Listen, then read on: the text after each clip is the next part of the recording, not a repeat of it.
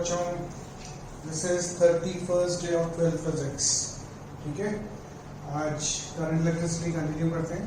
Current electricity का first part electric current, resistance and EMF. Electron mobility तक हो गया था। ठीक है ना, current in terms of gravity velocity, current density, electron mobility, ये सब हो गया था। अब कंटिन्यू करते हैं ओम्स लॉ। ओम्स लॉ किसी कंडक्टर के थ्रू करंट कितनी होगी, कितना पोटेंशियल डिफरेंस अप्लाई करने में।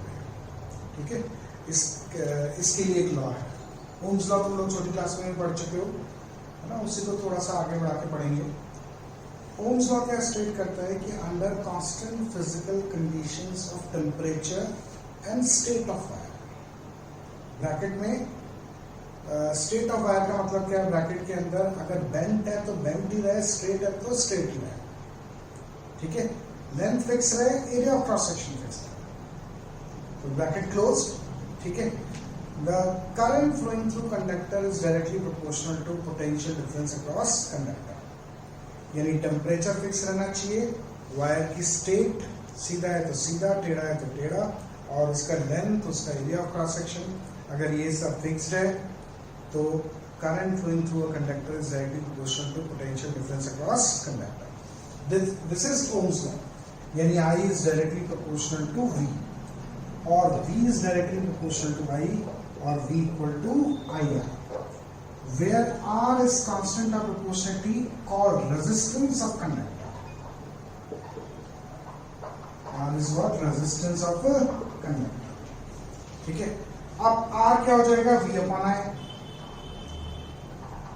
तो volt upon ampere. It is called ohm, बहुत कॉमन टर्म है। Resistance is a very common term. किसी रेजिस्टर की जो न्यूमेरिकल वैल्यू होती है that is called resistance. Like this the unit of resistance is ohm, volt upon ampere. 1 ohm जो होगा that is 1 volt upon 1 ampere. इसका मतलब अगर अपन किसी वायर का लेंथ फिक्स कर दें,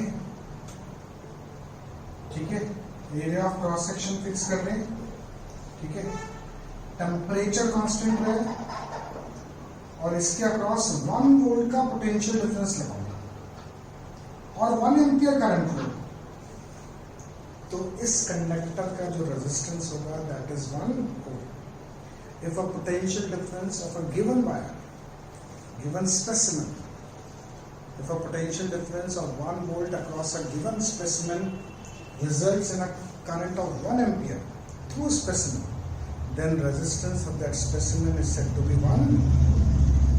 ठीक है ना, सब क्लियर है बच्चों? ओम्स लॉ सिस्टमैटिक वे में लिख लो। It states that the physical conditions bracket में temperature, mechanical strain etc. Bracket of remaining unchanged, the current flowing through a conductor is always directly proportional to potential difference across two ends. Mathematically, I is directly proportional to V, or V is directly proportional to I, or V equal to IR, where R is resistance of conductor, constant of proportionality called resistance of conductor. R is V upon I, the SI unit is volt upon ampere, equal to, it is called ohm, very common. ठीक है, तो 1 ohm is 1 volt upon 1 ampere. If a potential difference of 1 volt across a given specimen results in a current of 1 ampere through conductor, that specimen, then resistance of that conductor is said to be 1 ohm. Dimensional formula भी निकाल सकते हैं, volt का W/Q, ठीक है, ampere का ampere A1, W/Q यानी M1 L2 T minus 2 upon Q A1 T1, और A की A ये हो जाएगा M1 L2 T minus 3 A minus 2। This is the dimension formula for resistance. ठीक है ना बच्चों? अब ये जो रेजिस्टेंस है ये किसी गिवन स्पेसिमेन का कैरेक्टरिस्टिक है, यानी गिवन स्पेसिमेन के लिए कांस्टेंट है। ठीक है, ये रेजिस्टेंस फर्दर किस किस चीज पर डिपेंड करेगा? It depends upon the geometrical dimensions of that specimen. जितना अच्छा रेजिस्टेंस का अगर अपन वैसे मीनिंग समझे ना, तो रेजिस्टेंस है कि वे अल्टीमेटली करंट अपन मान के चल रहे हैं सारे कंडक्टर्स में इलेक्ट्रॉन्स के थ्रू फ्लो हो रही है, इलेक्ट्रॉन्स कैरियर्स है, तो इलेक्ट्रॉन्स के फ्लो को जो ऑपोजिशन ऑफर हो रहा है that is resistance. The opposition offered by the conductor to flow of current is resistance. अब इलेक्ट्रोलाइट में या आयंस के फ्लो को ऑपोजिशन ऑफर होगा, ऑपोजिशन को अपन रेजिस्टेंस बोलेंगे, है ना। ऐसे ही सेमी कंडक्टर्स में इलेक्ट्रॉन्स या होल्स के फ्लो को जो ऑपोजिशन ऑफर होगा वो उनका रेजिस्टेंस होगा। कुल मिला के करंट कैरियर्स के मूवमेंट को जो ऑपोजिशन ऑफर हो रहा है, ऑब्स्ट्रक्शन ऑफर हो रहा है by that conductor, that is resistance.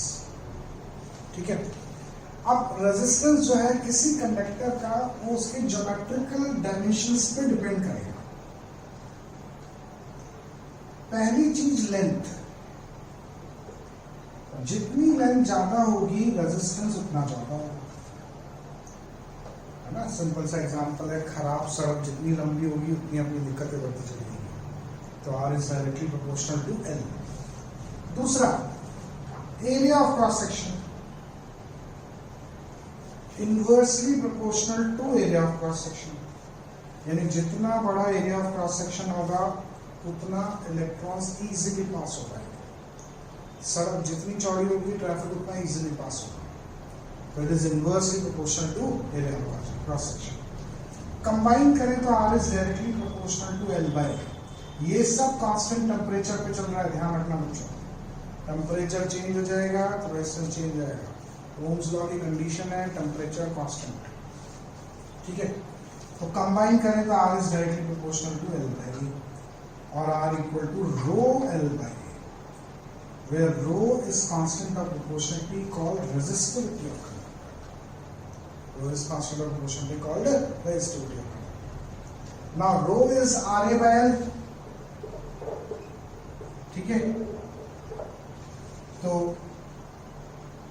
ऐसा यूनिट क्या हो जाएगी, ohm metre square upon metre, that is ohm metre. The unit of resistivity is ohm meter. ठीक है, unit of resistivity is what? Ohm meter, है ना। डायमेंशन फार्मूला निकाल लोगे, ओम के डायमेंशन फार्मूले में L1 और मल्टीप्लाई कर देना, तो शायद जो भी L का पावर एक इंक्रीज होगी।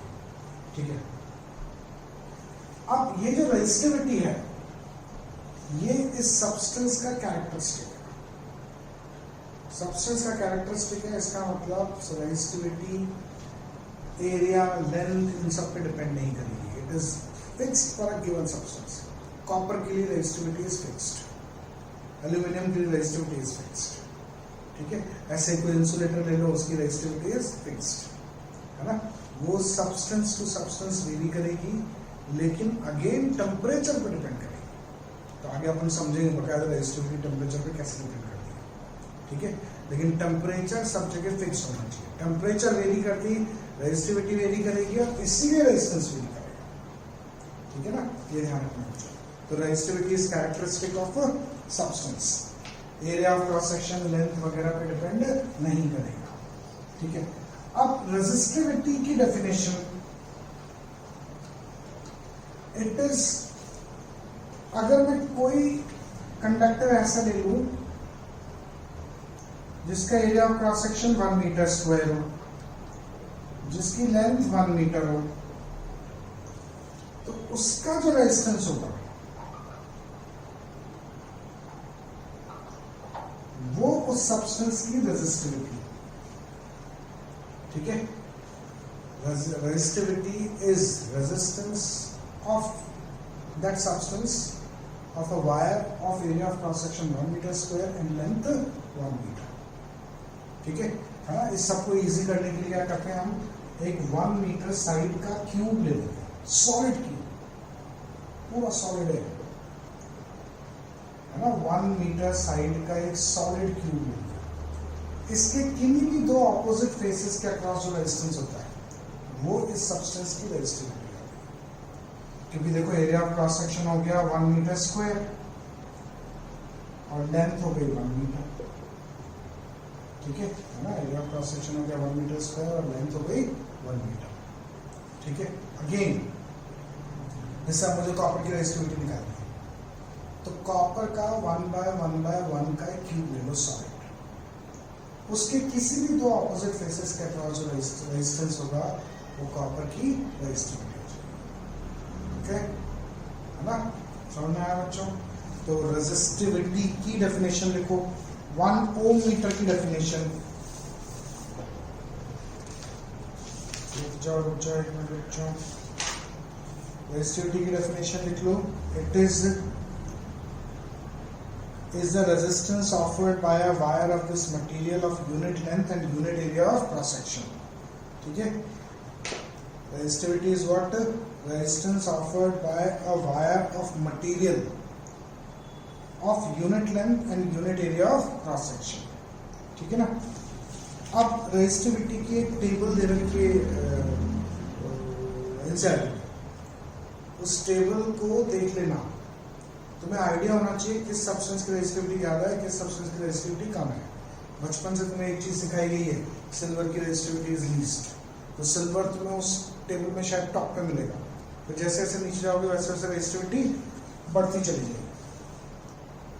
ठीक है, सिल्वर ऊपर है, फिर कॉपर है, फिर एल्यूमिनियम है, फिर टंगस्टन है, फिर आयरन है, वगैरह वगैरह, है ना? क्यों? क्योंकि बोर्ड में एक बार ये भी क्वेश्चन आ चुका है, हालांकि उन्होंने वैल्यू नहीं पूछी थी, लेकिन एक आइडिया कि भाई कॉपर और एल्यूमिनियम दे दिया, तो कॉपर की रेजिस्टिविटी कम होती है, एल्यूमिनियम की स्लाइटली ज्यादा होती है। ठीक है, तो तुम्हें आइडिया होना चाहिए किसकी रेजिस्टिविटी ज्यादा है, किसकी रेजिस्टिविटी कम है, उस टेबल के गो थ्रू हो जाना है। ठीक है, अब अपन डिड्यूस करते हैं ओम्स लॉ। भाई ओम्स लॉ आया कहां से? ठीक है, तो नेक्स्ट हेडिंग डालो deduction of Ohm's law. Next, deduction of Ohm's law. ठीक है ना? Ohm's law कैसे डिड्यूस करेंगे? I इक्वल टू NEAVD फॉर्मूले से।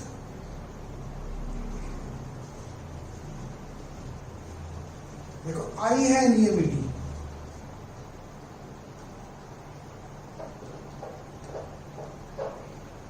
ठीक है, I है NEAVD की जगह E/ME इंटू टो।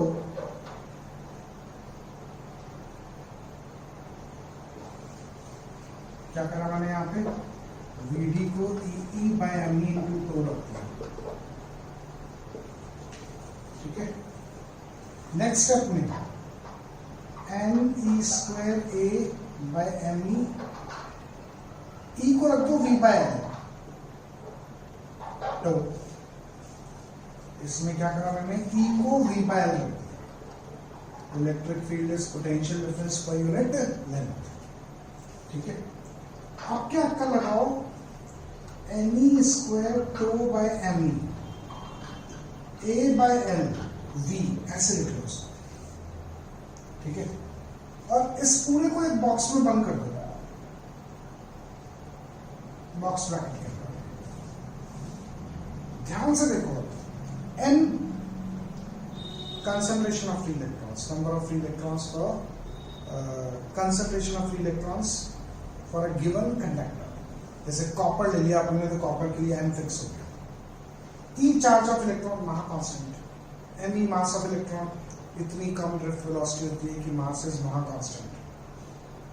A और L, बार बार अपन बोल रहे हैं कि ओम्स लॉ के अंदर area of cross section fix होना चाहिए, L फिक्स होना चाहिए, स्पेसिमेन की ज्योमेट्रिकल डायमेंशंस चेंज नहीं होनी चाहिए। ठीक है, अब tau is relaxation time. Relaxation time depend करता है टेम्परेचर पे। आप जितना टेम्परेचर बढ़ाओगे ना, अंदर रैंडमनेस बढ़ेगी, कोलिजन के चांसेस बढ़ेगी। ठीक है, तो रिलैक्सेशन टाइम कम होगा। तो टो डिपेंड्स अपॉन टेम्परेचर, लेकिन अगेन अपन बार बार बोल रहे हैं कि Ohm's law is at constant temperature, तो ये भी कांस्टेंट हो गया। तो ये पूरी चीज कांस्टेंट हो गई at a given temperature for a given substance. ठीक है, फॉर अ गिवन स्पेसिमेन। मैं जब सब्सटेंस बोल रहा हूँ तो मटेरियल अलग अलग हो सकता है, तो गिवन सब्सटेंस यानी गिवन मटेरियल। स्पेसिमेन बोल रहा हूँ तो मैं उस पर्टिकुलर पीस की बात कर रहा हूँ, यानी area of cross section, length, ये सब फिक्स है। ठीक है, तो for a given substance, for a given specimen at a given temperature, ये सब कांस्टेंट्स होंगे। और ये सब अगर कांस्टेंट है, पूरा ये पूरी चीज कांस्टेंट है, तो it implies I is directly proportional to V and this is Ohm's law। ठीक है, तो तुम क्या करोगे, देखो नोट्स में कैसे लिखोगे, I equal to NE VD, next step में I equals to NE VD की जगह ये और VD को एक्सप्लेन कर देना वो है, फिर I को ये और अगेन E को लिख देना V by L, फिर इसको रीअरेंज करके लिख दिया, इसी स्टेप को दोबारा लिखा, ध्यान से लिखो, V अलग कर दिया, बस बॉक्स में बंद कर दिया। अब क्या लिखोगे, for a given substance comma for a given specimen at given temperature everything is constant in the bracket, thus I is directly proportional to V। और साइड में लिख देना N concentration of free electrons, तो for a given substance fix हो गया, E Me constant, सीधे E comma Me arrow बना के कांस्टेंट। तो depends upon temperature, but for Ohm's law temperature is kept constant, so tau is constant। AL for a given specimen, A and L are constants, ठीक है, तो I is directly proportional to V and this is Ohm's law। ठीक है, तो this is deduction of Ohm's law। अगर अपन graph draw करें तो V और I के बीच का ग्राफ कैसा आएगा, इधर V ले लो, इधर I ले लो, तो भी ऐसा आएगा, इधर I ले लो, इधर भी ले लो, तो भी ऐसा है। ठीक है, लेकिन इस केस में ये जो स्लोप है tan थीटा, ये रेजिस्टेंस को रिप्रेजेंट करता है। Slope of VI graph gives resistance, लेकिन अगर ये तब जब y एक्सिस पे वोल्टेज और x एक्सिस पे करंट लिया, अगर इस केस में वोल्टेज मतलब y एक्सिस पे लिया करंट, x एक्सिस पे वोल्टेज, तो tan थीटा ये 1/r होता है कंडक्टेंस को रिप्रेजेंट करेगा। ठीक है ना, ये ध्यान रखना। अपन ग्राफ सीधे देख के बता सकते हैं, अगर अपन दो ग्राफ्स ड्रॉ करें VI ग्राफ्स, तो जिसका एंगल बड़ा उसका रेजिस्टेंस बड़ा, R1 greater than R2। ठीक है ना बच्चों। अब एक नेक्स्ट टॉपिक डालो, डिपेंडेंस ऑफ रेजिस्टिविटी। ठीक है, dependence of resistivity upon find करते हैं। भाई रेजिस्टेंस तो ज्योमेट्रिकल डायमेंशंस पे डिपेंड करता है, प्लस रेजिस्टिविटी पे डिपेंड करता है। रेजिस्टिविटी अपन ने गिवन सब्सटेंस के लिए फिक्स मानी है पर टेम्परेचर कांस्टेंट है। अब रेजिस्टिविटी किसी सब्सटेंस की किस किस चीज पे डिपेंड करेगी। ठीक है, तो नेक्स्ट हेडिंग डालो, डिपेंडेंस ऑफ रेजिस्टिविटी।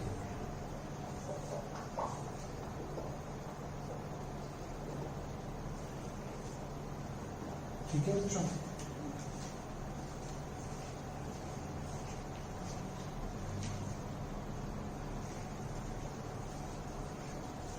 देखो फिर से सेम डेरिवेशन है, यहां से स्टार्ट करते हैं।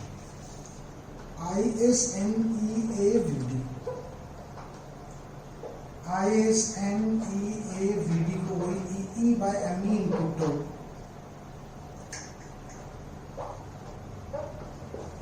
ठीक है, I is NE square A tau by ME, इसको V by L लिख दो। सेम होगा वो स्टेप्स है पिछले वाले। अब की बार इस V को नीचे ले आओ, तो I by V is equal to NE square tau by ME A by L। अब दोनों तरफ रेसिप्रोकल कर दो, तो V by I is equal to M by NE square tau L by A। दोनों तरफ का रेसिप्रोकल कर दिया। ठीक है, V by I is R, M by NE square tau as it is छोड़ दो, L by A को भी as it is छोड़ दो। ठीक है, ये E सबस्क्रिप्ट में ध्यान रखना बच्चों, कंफ्यूजन नहीं होना चाहिए, मास ऑफ इलेक्ट्रॉन। अब इसको कंपेयर करो R equal to rho L by A से, रेजिस्टेंस का फॉर्मूला था, तो it implies resistivity is equal to m/ne² tau. ठीक है, रेजिस्टिविटी किसको स्पेसिफाई करेगी? m/ne² tau. अब mass of electron and charge of electron, तो महा कांस्टेंट है ना भाई, इलेक्ट्रॉन का चार्ज तो कभी चेंज नहीं होगा। मास ऑफ इलेक्ट्रॉन को मैं बार बार इसलिए महा कांस्टेंट बोल रहा हूँ, महा मतलब ये कभी चेंज होगा ही नहीं, क्योंकि मास ऑफ इलेक्ट्रॉन इतनी कम स्पीड्स पे इलेक्ट्रॉन के मास पे कोई फर्क नहीं पड़ेगा। ठीक है, अब बचा n, यानी rho is inversely proportional to n। ये n क्या था? Concentration of free electrons, number of free electrons per unit volume. ये n नेचर ऑफ सब्सटेंस है। ठीक है ना? अब मेटल्स के लिए ये जनरल फॉर्मूला एकदम, मेटल्स के लिए n is very large, thus they possess very small resistivity। ठीक है, तो for metals n is large, the resistivity is small. For insulators n is small, the resistivity is large। ठीक है, ये ध्यान रखना। दूसरा है to, resistivity is inversely proportional to tau. Tau is relaxation time. Relaxation time depends upon temperature, है ना? तो as temperature increases, tau decreases, तो resistivity increases, है ना? अभी अपन ये तो अपने सिर्फ टो के टर्म्स में बात किया, अभी अपन ये रेजिस्टिविटी टेम्परेचर पे और कैसे डिपेंड करती है ना, वो और डिस्कस करेंगे। ठीक है, तो जैसे जैसे टो बढ़ेगा, रिलैक्सेशन टाइम बढ़ेगा, तो रेजिस्टिविटी कम होगी। ठीक है, और टो कम होगा तो रेजिस्टिविटी बढ़ेगी। ठीक है ना, ये ध्यान रखना बच्चों, है ना? और इसके आगे अपन नेक्स्ट वीडियो में कंटिन्यू करते हैं। बाय बच्चों।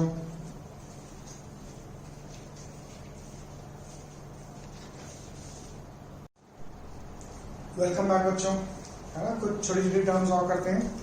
Conductance, conductivity, failures of Ohm's law, colour coding of carbon disulphides. ठीक है, सबसे पहले कंडक्टेंस। कंडक्टेंस अभी मैंने तो बताया था, इट इज G = 1/R। यानी कंडक्टेंस की डेफिनेशन सिंपली क्या होती है? It is reciprocal of resistance. ठीक है, ऐसा यूनिट ओम इनवर्स। ठीक है, तो उन्होंने इसको इतना सिंपल कर दिया कि स्पेलिंग उल्टी कर दिया। और मोहो, मोहो इज द ऐसा यूनिट ऑफ कंडक्टेंस। ठीक है, अगेन कंडक्टिविटी, कंडक्टिविटी को सिग्मा से रिप्रेजेंट करेंगे, इट इज 1/रेजिस्टिविटी। ठीक है, यानी 1/ओम मीटर, तो इट इज मोहो पर मीटर। ठीक है ना? जो कंडक्टेंस है उसकी एक और यूनिट होती है सीमेंस, दैट इज सीमेन पर मीटर। ठीक है, ये ध्यान रखना। Siemens SIEMENS। एनसीईआरटी में गलत दे रखी है, ध्यान रखना। उन्होंने उसकी ऐसा यूनिट देखोगे तो रेजिस्टिविटी की सीमेंस दे रखी है, इट इज ऑफ कंडक्टेंस। ठीक है, अब है failure of Ohm's law. Failure of Ohm's law क्या है कि अगर अपन V और I में ग्राफ ड्रॉ करें तो it should be straight line. कहीं पे भी अगर V और I में स्ट्रेट लाइन ग्राफ नहीं आ रहा है तो इसका मतलब ओम्स लॉ वहां एप्लीकेबल नहीं है। अब ऐसा कब होगा? जब एक तो टेम्परेचर वेरी कर जाए, क्योंकि ओम्स लॉ तो किस पे है? टेम्परेचर कांस्टेंट पे है। ठीक है, लेकिन अगर किसी भी रीजन से टेम्परेचर वेरी कर गया तो VI ग्राफ स्ट्रेट लाइन नहीं लगी होगी, तो वहां ओम्स लॉ एप्लीकेबल नहीं होगा। ठीक है, या फिर कोई ऐसे सब्सटेंसेस हो जिनमें अलग अलग कंडक्शन पे किसी भी रीजन से रेजिस्टेंस वेरी कर। ठीक है, अब पहला एग्जांपल एनसीईआरटी में दे रखा है, देखो बल्ब का फिलामेंट जो होता है। एनसीईआरटी का पेज निकालो, ये पेज तुम्हें एज इट इज कॉपी में कॉपी करना है। पेज है 101, लिमिटेशंस ऑफ ओम्स लॉ। ठीक है, नाम नहीं दे रखा है इन्होंने, V ceases to be proportional to I. First, जो बल्ब का फिलामेंट होता है उसमें शुरू में तो करंट डायरेक्टली प्रोपोर्शनल रहती है वोल्टेज के, लेकिन बल्ब, ये कौन से बल्ब की बात कर रहे हैं अपन, इनकैंडेसेंट बल्ब्स, अभी भी कुछ घरों में वो पीले पीले लट्टू होंगे तो वो रेजिस्टेंस बेस्ड होते हैं, है ना, या नाइट बल्ब्स होंगे हरे पीले लाल कलर के जो होते हैं ना, वो इनकैंडेसेंट लैंप्स कहलाते हैं, उनमें रेजिस्टेंस होता है। तो वो जो उसका टेम्परेचर बहुत ज्यादा हो जाता है फिलामेंट का, तो हायर टेम्परेचर्स पे रेजिस्टेंस बढ़ जाता है। तो ये जो ग्राफ है ये वोल्टेज एक्सिस की तरफ झुकना शुरू हो जाता है, स्लोप बढ़ गया। तो यहां आके ये ओम्स लॉ अप्लाई नहीं हो रहा है, ठीक है, ध्यान रखना। दूसरा जो आगे अपन पढ़ेंगे सेमीकंडक्टर डायोड्स। सेमीकंडक्टर डायोड का जो VI ग्राफ होता है, अभी तुम्हें ये याद ही करना पड़ेगा। आगे 14 चैप्टर के अंदर अपन सेमीकंडक्टर डायोड्स जब पढ़ेंगे वहां पे ये ग्राफ समझ में आएगा। अभी तुम्हें ध्यान रखना है कि जो VI ग्राफ होता है, इधर I इधर V, वो किसी सेमीकंडक्टर डायोड के लिए ऐसा होता है। ये कहीं पे भी डायरेक्टली प्रोपोर्शनल टू V नहीं है, तो इट मींस ओम्स लॉ यहाँ पे अप्लाई नहीं हो रहा है। ऐसे रेजिस्टेंसेस को बोलते हैं नॉन ओमिक रेजिस्टेंसेस, जो ओम्स लॉ फॉलो नहीं करते, ठीक है। तीसरा, गैलियम आर्सेनाइड एक मटेरियल होता है GaS, जिनके LEDs बनते हैं। आजकल घरों में अपन LEDs यूज करते हैं ना, LED कौन से, बल्ब वाले LED की बात कर रहा हूँ, तो उसमें गैलियम आर्सेनाइड के डायोड्स होते हैं, तो वो उनमें से इलेक्ट्रिसिटी पास कराते हैं तो वो लाइट एमिट करते हैं। यह है अपने LED कोर्स में सेमीकंडक्टर में, ठीक है। तो गैलियम आर्सेनाइड मटेरियल से जब करंट पास के अक्रॉस जो पोटेंशियल डिफरेंस लगाया जाता है, तो ग्राफ के जो कुछ इस तरीके का आता है। NCERT में दे रखा है, देखो पेज 101 पे तुम्हें क्या बोला है कि ये तीनों फिगर्स के संग ये पेज पूरा का पूरा कॉपी करना है तुम्हें, लिमिटेशंस ऑफ ओम्स लॉ। अब इसमें देखो थोड़ा सा पार्ट लीनियर है, फिर रेजिस्टेंस घट रहा है, नेगेटिव स्लोप हो गया, तो ये नेगेटिव रेजिस्टेंस रीजन हो गया, ठीक है ना। और यहाँ पे स्ट्रेट लाइन ग्राफ नहीं है, ठीक है, उसमें देखो मार्क कर रखा है उन्होंने अलग अलग, non linear region, negative resistance region, यहां से लेके यहां तक मार्क कर रखा है नेगेटिव रेजिस्टेंस रीजन, क्योंकि स्लोप जो है ना वो नेगेटिव हो गया, ठीक है ना। तो इस फिगर को एज इट इज याद रख लेना। यहाँ पे करंट है, यहाँ पे वोल्टेज है, तो यहां से यहाँ तक तो स्ट्रेट लाइन ग्राफ है, ये मैंने थोड़ा कर्व ड्रॉ कर दिया, ठीक है। फिर नॉन लीनियर हो गया ये, और फिर वोल्टेज के संग करंट कम हो रहा है, तो मतलब नेगेटिव रेजिस्टेंस वाला रीजन हो गया, ठीक है। अब मैं तुम्हें एक चीज और समझाता हूं बच्चों, colour coding of carbon resistances. NCERT में ये पेज 103 पे होगी शायद, पेज 103 पे जो कार्बन के रेजिस्टेंसेस होते हैं,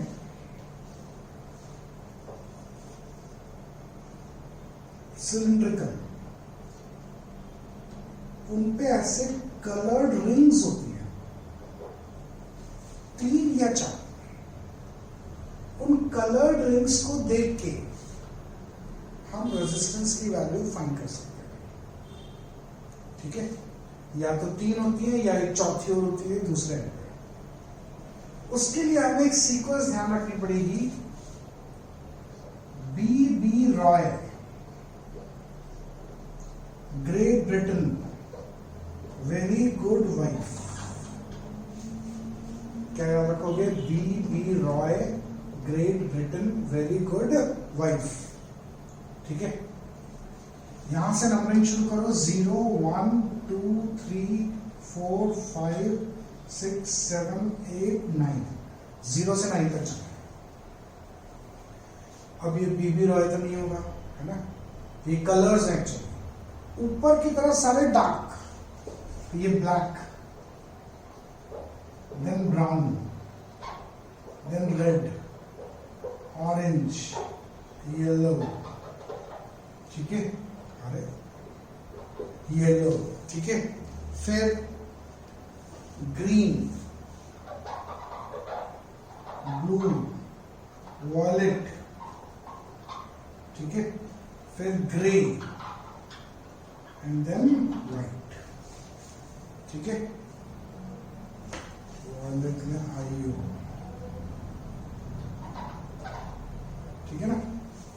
तो कैसे याद रखोगे, ऊपर सारे डार्क, नीचे सारे light, black, brown, red, orange, yellow, green, blue, violet, grey, white. अब कलर सीक्वेंस याद नहीं रख पाओगे तुम्हें, इसलिए B B Roy, Great Britain, very good wife, यही याद करना पड़ेगा। अब इसका फायदा क्या हुआ, बहुत ध्यान से सुनना बच्चों। देखो, सपोज सीक्वेंस जो है कलर्स की, वो रेड, कुछ भी ले लो, येलो और ब्राउन है, सपोज रेड, येलो, ब्राउन। पहले कलर का नंबर उठा लो 2, दूसरा कलर येलो, उसका नंबर उठा लो 4। पहले दो कलर से तो एक नंबर बढ़ा, इनटू तीसरे कलर को 10 की पावर पे चढ़ा दो। तीसरा क्या है, ब्राउन बोला था मैंने, है ना, तो 10 की पावर 1, इतने ओम का रेजिस्टेंस होगा, ठीक है। अगर चौथी रिंग होगी तो वो या तो गोल्डन होगी या सिल्वर होगी। गोल्डन हो तो प्लस माइनस 5%, सिल्वर हो तो प्लस माइनस 10%, और अगर नहीं हो तो प्लस माइनस 20%। सपोज करो यहां पे गोल्डन रिंग है, तो अपन इसके आगे लिख देंगे प्लस माइनस 5%, यानी 240 ओम का रेजिस्टेंस है, लेकिन 5% ऊपर नीचे हो सकता है, टॉलरेंस है, ठीक है ना। समझ में आया। पहले दो कलर से एक नंबर बनाओ, मल्टीप्लिकेशन का साइन, तीसरे नंबर को 10 की पावर पे चलाओ, ठीक है। और अगर चौथे कलर के अकॉर्डिंग टॉलरेंस है ना, जैसे फॉर एग्जांपल इसमें दे रखा है red red red silver, red red red silver, red is 2 into red is 2 plus minus 10%, कितने ओम का रेजिस्टेंस होगा, ठीक है। रेड 2 है, देखो। फिर एक और एग्जांपल दे रखा है YVBG, YV ब्राउन G, तो Y का 4, वॉलेट का 7 इंटू ब्राउन का तीसरे नंबर को 10 की पावर पे चढ़ाओ। ये कोडिंग है, ये अपनी बनाई हुई चीज है, ये मत सोचना कि 5 रिंग आ गई 6 रिंग आ गई तो क्या होगा, हो ही नहीं सकता, अपन ने बनाई हुई चीज है। जैसे अल्फाबेट्स है ना, 26 अल्फाबेट्स हैं। अब कोई कभी भी नहीं पूछा तुम लोगों ने कि 28 हो गए तो क्या होगा, तो वो सब अपनी चीज है, अपनी बनाई हुई कोडिंग लैंग्वेज है, ठीक है। तो ऐसे ये भी कोडिंग है, तो 3 और चौथी होगी तो ग्रीन गोल्डन या सिल्वर होगी या नहीं होगी, ठीक है। प्लस माइनस G गोल्डन 5%, ये रेजिस्टेंस 470 प्लस माइनस 5% ओम, इतने ओम का रेजिस्टेंस होगा, ओके। समझ आया बच्चों, है ना। अब इसमें एक छोटा सा ट्विस्ट और है। ट्विस्ट क्या है कि ये गोल्डन और सिल्वर तीसरी जगह पे भी आ सकता है। अब सपोज करो YV और गोल्डन है, तो Y4V7 गोल्डन के लिए हम 10 टू द पावर -1 यूज करेंगे। सिल्वर के लिए 10 पावर -2 यानी इंटू 10 पावर -1 उनका रेजिस्टेंस हो जाएगा। ठीक है ना। जैसे अभी सिल्वर था ना कहीं पे, रेड सपोज करो कि रेड सिल्वर होता तो 22 इंटू 10 पावर -2 यानी 0.22 ओम का रेजिस्टेंस होगा। चौथी रिंग हो तो उसके अकॉर्डिंग टॉलरेंस आएगा। ठीक है ना, होगी तो गोल्डन या सिल्वर ही होगा। आया समझ बच्चों? ठीक है, तो इस पे बेस क्वेश्चंस में भेज दूंगा अभी तुम्हें। ठीक है, बाय बच्चों, आगे कंटिन्यू करेंगे अब नेक्स्ट कल, मतलब बाय बच्चों।